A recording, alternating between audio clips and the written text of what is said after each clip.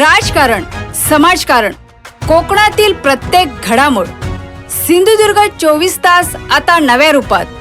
सिंधुदुर्ग संवाद, ताज्या घडामोडींसाठी आताच सबस्क्राइब करा. माजी खासदार विनायक राऊत त्यांच्या कुटुंबियांसह संबंधित भोंदू बाबांविरोधात तात्काळ कडक कायदेशीर कारवाई करण्यात यावी, या मागणीसाठी शिंदे शिवसेना महिला यांच्या वतीने कुडाळ पोलीस ठाण्यात निवेदन सादर करण्यात आले. यानंतर महिला पदाधिकाऱ्यांनी पोलीस कार्यालयासमोर निदर्शने करत घोषणाबाजी करून निषेध व्यक्त केला.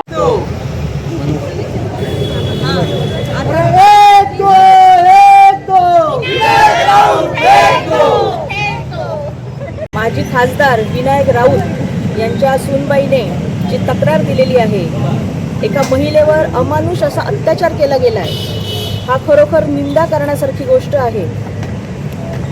विनायक राऊत हे खूप मोठे वल्गना करत असतात. प्रत्येक वेळी कुठच्या ना कुठच्या विषयांवर त्यांच्या मोठ्या बाता असतात.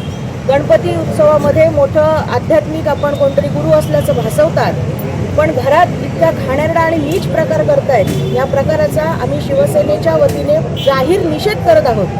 कुठच्याही महिलेला असा त्रास होऊ नये अशा मानसिकतेतून आम्ही सगळेजण एकत्र आलो. गिरीजा राऊत यांना जो मानसिक त्रास सहन करावा लागलाय, शारीरिक त्रास सहन करावा लागलाय, खरोखर अतिशय घाणेरड्या प्रकारचे अशा यातना त्या मुलीला दिलेल्या गेल्या आहेत आणि त्याचा आम्ही या ठिकाणी जाहीर निषेध करतो. या मुलाला आणि या विनायक राऊतांना त्यांच्या संपूर्ण कुटुंबांची साथ होती, विनायक राऊतांची सुद्धा साथ होती, म्हणून त्यांनी एवढं करण्याचं धाडस केलं. त्यामुळे आपला जिल्हासुद्धा बदनाम करून घेतला आहे. जिल्ह्यातील सुद्धा काही मंडळींचा त्याच्यात सहभाग आहे. माझी अशी विनंती आहे की मी त्याप्रमाणे तशी एसपींकडे तक्रार पण दिली आहे आणि आता आम्ही सगळ्याजणी एसपींकडे जाणार आहोत की या सर्व माय लेकांना आणि या बापाला अटक व्हावी, विनायक राऊत माणसाला अटक व्हावी. ही एक समाजातील कीड आहे असं म्हणायला हरकत नाही, कारण जो घरातील संसार सांभाळू शकत नाही तो राजकारणात उजळ माथाने का फिरतोय.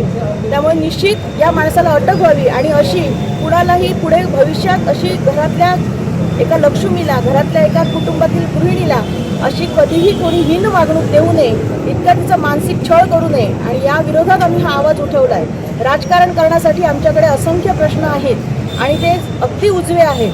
एका